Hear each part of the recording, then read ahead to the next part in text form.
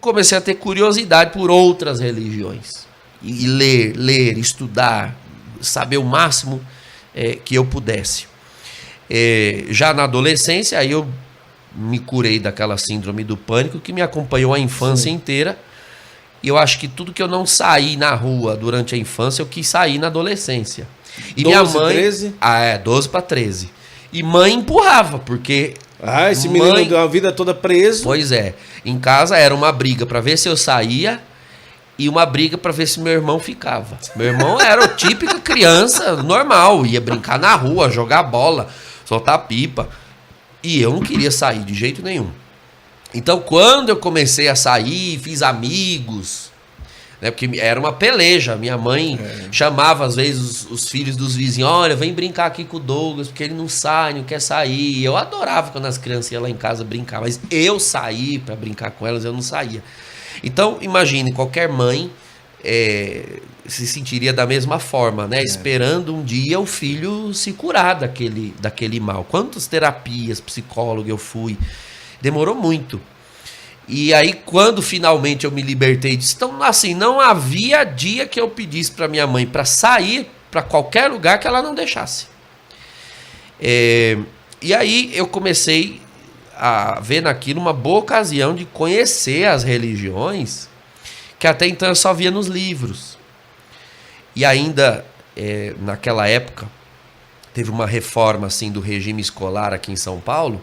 Eu me mudei de escola, né? Porque tinha lá tal escola, vai de tal ano a tal ano só. Sim. Mudou aquela coisa de ensino fundamental, ensino médio no Brasil todo. E aí eu mudei de escola, conheci novos amigos, e ali tinha amigos de tudo que era religião. E eu lembro que eu conheci amigos espíritas, e aquilo me instigou bastante a curiosidade. Porque se tinha uma coisa que eu tinha, assim, uma curiosidade, era de ver alguma coisa, sabe? Alguma Nem coisa, que fosse um vulto. Não, uma alma penada, um satanás, qualquer coisa. Eu queria ver. Porque, olha, eu ia pra igreja com a minha Curiosidade mãe. Nível hard. Né? Nível hard. Eu queria ver alguma coisa. Aí eu ia pra igreja, meu Deus, missa, aí as novenas. Dá essa impressão de que sobrenatural tem em qualquer lugar, menos na igreja. Porque a igreja é sempre aquela coisa ritual. Então eu fui. Agora eu sabia perfeitamente que se eu pedisse a minha mãe, jamais mãe ia deixar. Jamais. Só que como ela sempre deixava eu visitar qualquer amigo, fazer trabalho de escola fora, ela sempre deixava. Então era a desculpa que eu usava. Mãe, vou na casa de fulano, vou na casa de cicrano, vou fazer trabalho. E mãe deixava. Então eu comecei a ir, fui várias vezes. Fui no espiritismo kardecista, que eu tinha uns amigos que frequentavam, não gostei. Aí foi quando eu conheci a Umbanda.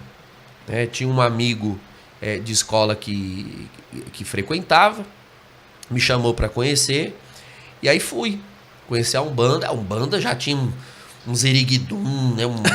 Um atabaque, uma música, o povo se chacoalhando. Isso aqui com certeza é um negócio, que eu queria ver um negócio. O negócio era ver um negócio. Era ver um negócio. E aí eu comecei a ir na Umbanda, e aquilo assim, era muito, né, imagens, velas e incenso. Então aquilo tudo instigava, aquele ambiente de magia, né? Aquilo instiga a curiosidade. E eu comecei a frequentar. Eu sempre fui uma pessoa bastante comunicativa, então sempre tive facilidade de fazer amigos onde quer que estivesse. Então, já no centro de Umbanda, eu fiz muitos amigos.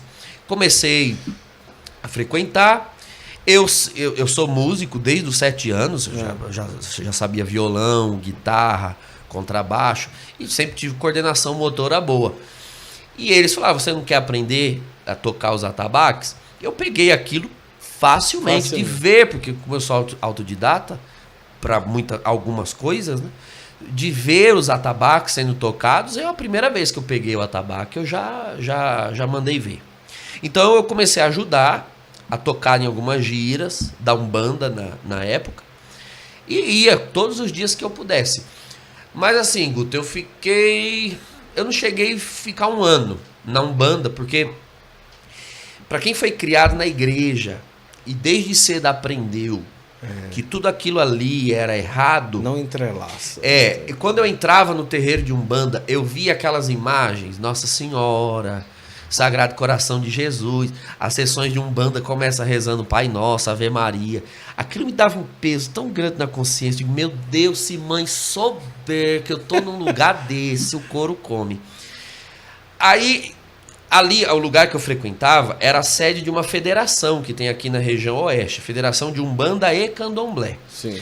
Então, fins de semana, as pessoas usam o espaço ali para cursos, palestras, uma série de coisas. E ali eu também conheci o pessoal do Candomblé, que é outro tipo de religião. É outro tipo de religião. E aí, eles me chamaram para conhecer a casa do Candomblé. E aí, com o peso da consciência que a Umbanda me dava, porque lembrava muito a Igreja Católica, aqueles elementos católicos, resolvi deixar a Umbanda. E fui pro Candomblé. Aí fui... Mas isso com 12, 13 anos? 13 anos já. Eita. 13 anos. Você vê, 13 anos eu já era imenso, alto. Eu fiz durante 8 anos um tratamento de controle de hormônios. Eu entrei na puberdade com 8 anos. Então, 8 anos eu já tinha... altura de 11. E assim vai, 13? Eu sempre fui... Não, com 13 eu tinha corpo, voz de adolescente. Eu com 10 anos já tinha voz grossa, barba. Era muito... Eu tô te falando, eu era muito estranho. Muito estranho.